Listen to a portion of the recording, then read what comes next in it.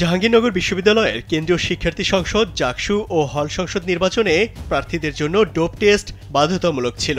বলা হয়েছিল ডোপ টেস্টে যাদের পজিটিভ আসবে তাদের যেমন প্রার্থিতা বাতিল হবে, ঠিক তেমনিভাবে যারা অংশ নেবে না তাদের প্রার্থিতাও বাতিল হবে। জানা গেছে ডোপ টেস্টে সব প্রার্থী অংশ নেননি। মঙ্গলবার সকাল 9:30 থেকে বিশ্ববিদ্যালয়ের চিকিৎসা কেন্দ্রে ডোপ টেস্ট নেওয়া শুরু হয়।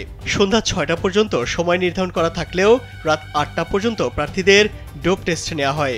চিকিৎসা কেন্দ্রের তথ্য মতে রাত 8টা পর্যন্ত ডোপ টেস্ট সম্পন্ন করেছেন মোট 565 জন। এর মধ্যে 163 জন কেন্দ্রীয় সংসদের প্রার্থী এবং 402 জন হল সংসদের প্রার্থী। তবে চূড়ান্ত প্রার্থী তালিকা অনুযায়ী কেন্দ্রীয় সংসদের মোট প্রার্থী 179 জন এবং হল সংসদের মোট প্রার্থী 443 জন। আসুন নারী হবার এই যাত্রাকে আমরা করে তুলি আরো সহজ। এসএমসির জয়া স্যানিটারি ন্যাপকিন। অর্থাৎ কেন্দ্রীয় সংসদে 16 জন প্রার্থী এবং হল সংসদের 41 প্রার্থী ডোপ টেস্ট করাননি। এ বিষয়ে বিশ্ববিদ্যালয়ের চিকিৎসা কেন্দ্রের প্রধান মেডিকেল কর্মকর্তা মোহাম্মদ শামসুর রহমান জানান, আমরা সকাল থেকে কাজ করছি।